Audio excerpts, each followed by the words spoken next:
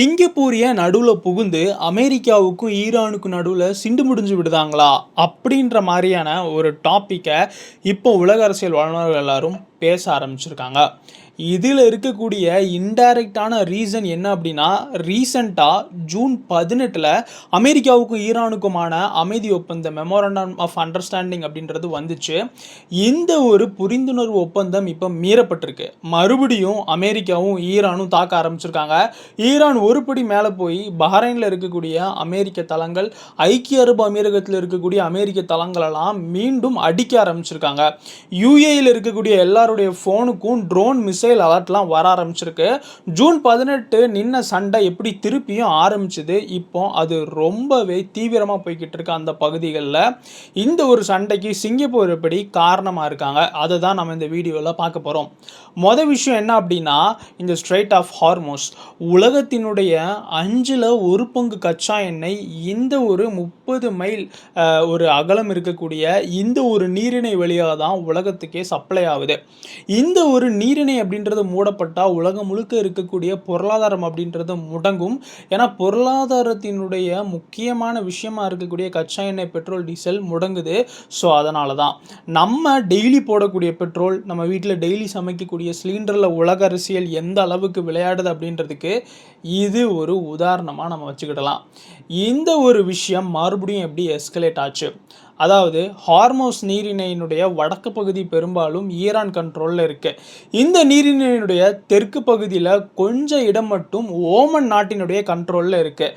So சர்வதேச கடல்சார் அமைப்பு என்ன சொன்னாங்க அப்படின்னா, இந்த ஓமன் நாட்டை ஒட்டி இருக்கக்கூடிய ஓமனுக்கு சொந்தமான ஹார்மோஸில் இருக்கக்கூடிய அந்த வழியாக உலக நாடுகளில் இருக்கக்கூடிய கப்பல்கள் ஹார்மோஸை கடந்து அந்த பக்கமும் இல்லை ஹார்மோஸை கடந்து இந்த பக்கமும் வரலாம் அப்படின்ற மாதிரியான ஒரு யோசனையை முன் வச்சாங்க. இதனால பல கப்பல்கள் இந்த ஹார்மோஸ்ல இருக்கக்கூடிய ஈரானுக்கு சொந்தமான பகுதியை தவிர்த்து ஓமனுக்கு சொந்தமான பகுதி வழியா பயணிக்கலாம் அப்படின்ற மாதிரியான ஒரு முடிவு எடுத்தாங்க. இதனை தொடர்ந்து தான் சிங்கப்பூரினுடைய ஒரு கப்பல் ஜூன் 18க்கு அப்புறம் அமைதி வந்ததுக்கு அப்புறம் இந்த ஓமன் நாட்டுக்கு சொந்தமான ஒமானியன் காரிடார், சதன் வாட்டர்வே அப்படின்னு பல புது பெயர்களை இந்த இடத்துக்கு இப்போ வச்சிருக்காங்க. ஏன் வச்சிருக்காங்க அப்படின்னா, இந்த ஒரு இடம் ரொம்ப முக்கியத்துவமான இடமா ஃபியூச்சரில் மாறும். ஈரான் இப்போ அமைதியாக இருந்தாலுமே நாளைக்கு ஈரானுக்கு சொந்தமான வழியாக நம்ம போனோம் அப்படின்னா, நம்ம கப்பல் பயணிச்சது அப்படின்னா நம்மளுடைய நாட்டினுடைய மாலுமிகளும் கப்பல்களும் ஆபத்தில் இருப்பாங்க. ஸோ இனிமேல் நம்ம ஓமான் வாட்டர்வேஸை பயன்படுத்தலாம் அப்படின்னு நிறைய நாடுகள் முடிவெடுத்திருக்கு. இதில் சிங்கப்பூரினுடைய கப்பல் அந்த வழியாக முதல்ல கடந்து வந்திருக்கு. ஆனால் அந்த சிங்கப்பூரினுடைய கப்பல் தாக்கப்பட்டிருக்கு. இந்த தாக்குதலுக்கு காரணம் ஈரானா, இல்லை யார், இல்லை ஈரானுக்கு ஆதரவாக இருக்கக்கூடிய ஏதோ ஒரு படைகள் பண்ணாங்களா அப்படின்றதுக்கான ஆதாரம் இல்லை. ஆனால் ஓமானியன் வாட்டர்வேஸ் வழியாக வந்த சிங்கப்பூர் கப்பலை ஈரானை தவிர வேற யாரும் தாக்குறதுக்கு வாய்ப்பில்லை அப்படின்னு அமெரிக்கா ஈரானில் இருக்கக்கூடிய நிறைய முக்கியமான ரேடார்கள் இருக்கக்கூடிய இடத்துல தாக்குதல் நடத்துச்சு. இதனை தொடர்ந்து தான் ஈரான் அமெரிக்காவுக்கும் பதிலடி கொடுத்தாங்க.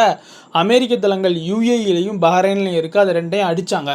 எப்போன்னா இந்த அமைதி ஒப்பந்தம் வந்ததுக்கு பிறகு, சிங்கப்பூரினுடைய கப்பல் தாக்கப்பட்டதுக்கு பிறகு. ஏன்னா உலகத்தில் இருக்கக்கூடிய எல்லா நாடுகளும் எங்களினுடைய சப்ளை செயின் பாதிக்கப்படுதுன்னு தான் அமெரிக்காவை ப்ரெஷர் போடுதாங்க. அந்த சப்ளை செயினை கண்ட்ரோலில் வச்சிருக்கிறது இந்த strait of Hormuz. Strait of Hormuz ஈரானினுடைய கண்ட்ரோலில் தான் இருக்கணும். அதுக்கு ஆல்டர்னேட்டிவான ஒரு வழியை உலக நாடுகள் தேர்ந்தெடுத்துடக்கூடாது. ஆல்டர்னேட்டிவான வழியை பக்கத்திலே தேர்ந்தெடுத்து போனாங்கன்னா ஈரானுக்கு அமெரிக்கா கூட அந்த பேச்சுவார்த்தை நடத்துறதுல இருக்கக்கூடிய அப்பர் ஹேண்டு கம்மியாயிரும். ஏன்னா ஸ்ட்ரெய்ட் ஆஃப் ஹார்மோஸை ரொம்ப முக்கியமான லிவரேஜாக ஈரானில் இருக்கக்கூடிய ரெஜிம் பார்க்காங்க. இந்த ஒரு விஷயத்தினால தான் ஈரான் இந்த இடத்துல ஒரு மையப்புள்ளியாக இருக்கணும். ஈரானை தவிர்த்து வேறு எந்த நாட்டினுடைய வாட்டர்வேஸ் வழியாகவும் கப்பல்கள் பயணிக்கக்கூடாது அப்படின்ற ஒரு இன்ட்யூஷன் ஈரானுக்கு இருக்கிறதுனால தான் ஓமான் வாட்டர்வேஸ் வழியாக வந்து சிங்கப்பூர் கப்பலை ஈரான் தாக்கியிருக்காங்க. ஸோ இதுக்கு பின்னாடி ஈரான் தான் இருக்காங்கன்னு அமெரிக்கா அடித்து சொல்லுது. அதனால தான் ஈரானில் இருக்கக்கூடிய இலக்குகள் மேலே அமெரிக்கா இந்த ஜூன் 18 அமைதி பேச்சுவார்த்தை புரிந்துணர்வு ஒப்பந்தம் வந்ததுக்கு அப்புறமும் ஒரு தாக்குதலை நடத்துச்சு. இதனால் ஈரானும் திருப்பி தாக்கியிருக்காங்க. இதுக்கு பின்னாடி தான் சிங்கப்பூர் இருக்குது அப்படின்ற மாதிரி நம்ம சொல்லியிருந்தோம். ஸோ சிங்கப்பூர் கப்பல் தாக்கப்பட்டதுனால தான் மறுபடியும் இந்த போர் உருவாகிருக்கு. அவங்க ஓமான் வாட்டர்வேஸை பயன்படுத்தலாம் அப்படின்ற மாதிரி வந்தாங்க. இந்த ஐடியாவை ஓமானும் ஃப்ரான்ஸும் சேர்ந்து கொடுத்தாங்க. ஸோ இந்த ஐடியாவே இப்போ சிங்கப்பூர் கப்பலுக்கு ப்ராப்ளமாக மாறி இருக்கு. இதனால் பல கப்பல்கள் அவங்களுடைய லைவ் லொக்கேஷன்ஸ் ஆஃப் பண்ணி இந்த வழியை கடக்கிறதாகவும், நிறைய இன்சூரன்ஸ் கம்பெனிஸ் இந்த வழியாக போகக்கூடிய கப்பல்களுக்கு இன்சூர் பண்ண மறுக்கிறதாகவும் இங்கே பல கப்பல்கள் போகாமலே இருக்குது. இதனால் மீண்டும் உலகத்தில் கச்சா எண்ணெய் மற்றும் இந்த எல்என்ஜிக்கான தட்டுப்பாடு வந்துருமோ அப்படின்ற மாதிரியான ஒரு பயம் உருவாயிருக்கு. இது சம்பந்தமான உங்கள் கருத்துக்களை கமெண்ட்டில் சொல்லுங்கள். நம்ம ஓஹோ தமிழ் சேனலை சப்ஸ்கிரைப் பண்ணாமல் பார்க்குறவங்க சப்ஸ்கிரைப் பண்ணிக்கிடுங்க. ஜெய் ஹிந்த்.